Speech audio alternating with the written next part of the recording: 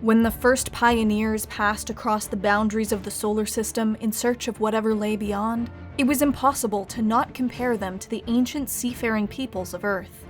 In the classrooms and culture of the era, the first landings on Acadia were viewed as the natural culmination of human exploration that began with the discovery of the Solomon Islands by the prehistoric Lapita, or the rounding of the Horn of Africa by the Somali kingdoms of antiquity. The galaxy was simply the next great ocean, perilous and sometimes deadly, but filled with wonders and treasures beyond human imagination. By the dawn of the 26th century, most within the Greater Terran Union could argue that this ocean had been tamed. Alien nations that had for centuries boldly resisted humanity's conquests existed now only in memory.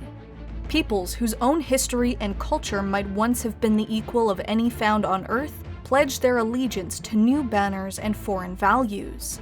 The most sacred relics, crowns, monuments, constitutions, and holy objects from a dozen fallen worlds were displayed in the museums of Earth and its colonies, a testament to human greatness. Few citizens within the Union realized that this ocean they had dominated was beginning to boil. The growing arrogance of humanity was not unfounded. With the end of the final war against the Compact, the Phyraxian Confederation had been established as a Terran satellite state, while the Rixian Galactic Directorate too retained its sovereignty in name only. Both joined the Union of Nemirium as puppet governments, their economies, political systems, and militaries now wholly dependent on the GTU and completely subordinate to its interests.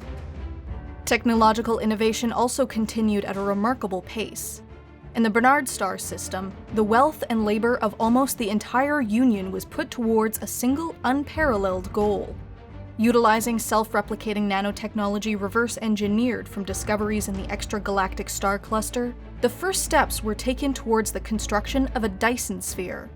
The announcement of Project Malakbel was a shock to the greater galactic community, and even the citizens of the GTU themselves.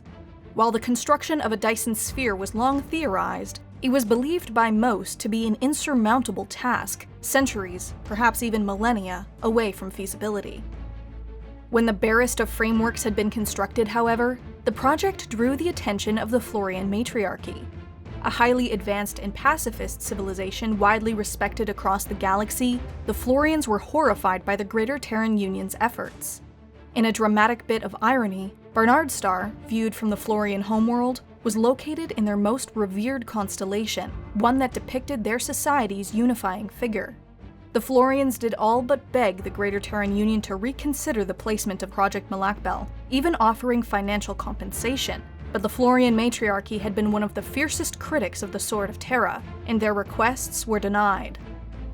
As Project Malakbel progressed, the Greater Terran Union moved to solidify its outermost territories.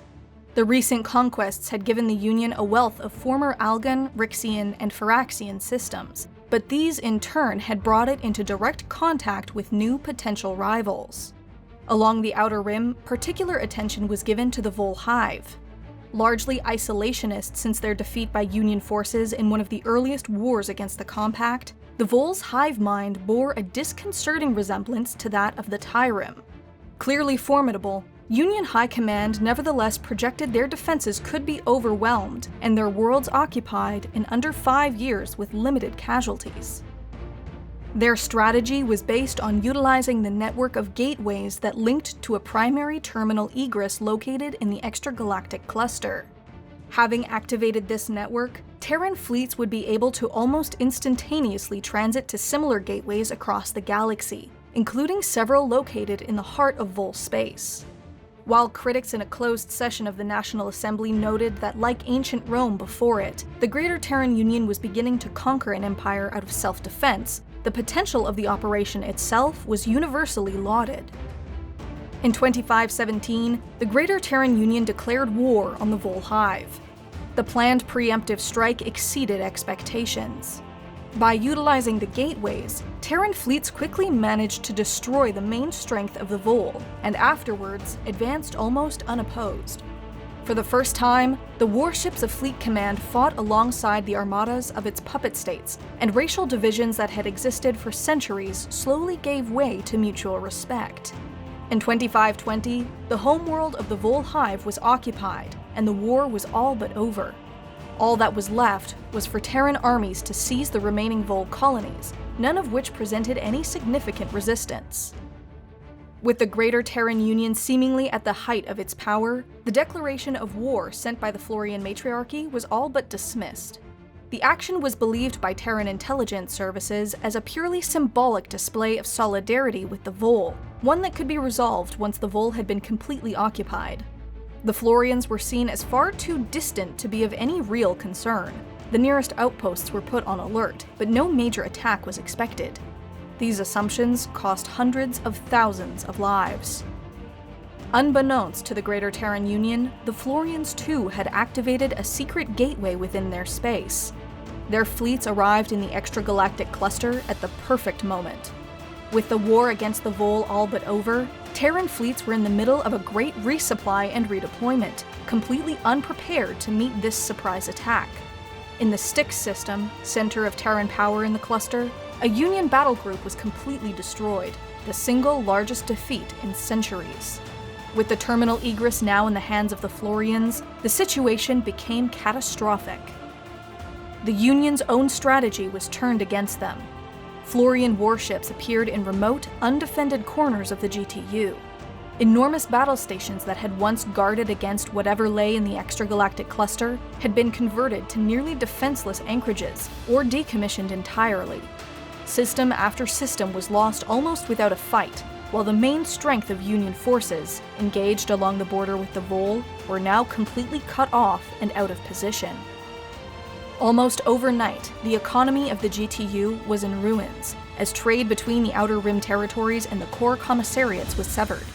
The national strategic reserves were activated, and stores of resources and materials whose use had been prohibited in all but the most dire circumstances were slowly drained. Not since the earliest wars against the Compact had the core territories of the Greater Terran Union been threatened.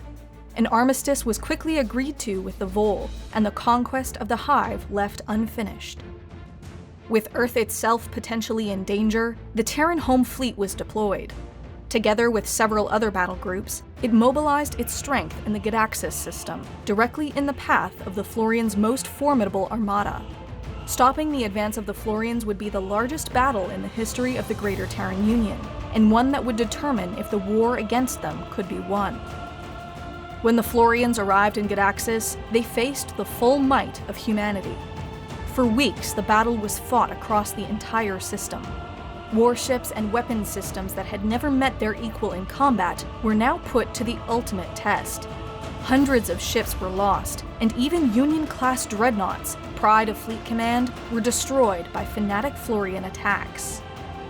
In a battle of such scale, it was impossible to determine when the tide began to turn, but after over a month of fighting, the Florians had been annihilated, almost down to the last ship. While they suffered horrific losses, the battle groups of Fleet Command had seized the initiative and began a campaign of liberation.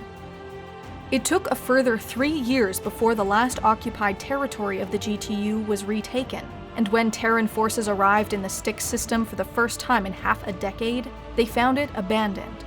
With the gateway network seized once more, the first tentative offensives were made into the center of Florian territory. While not yet fully recovered enough to commit to any lengthy campaign over such a great distance, by seizing a collection of Florian colonies and star systems, the will of the Florians was broken, and the war came to an end. The victorious GTU established a buffer state, the Commonwealth of Caprici, in the conquered Florian systems. But the price that had been paid was insurmountable. The myth of Terran invincibility was shattered, and the Greater Terran Union was forced to accept that its position of superiority was far less stable than had been previously accepted. Above all, however, The war against the Florians proved decisively that the other great powers of the galaxy, long dismissed as weak-willed, could no longer be underestimated. The activation of the gateways has brought even the most distant nations within reach, and should they follow the example of the Florians and commit themselves to standing against the plans of humanity, the Greater Terran Union might drown in the ocean they sought to conquer.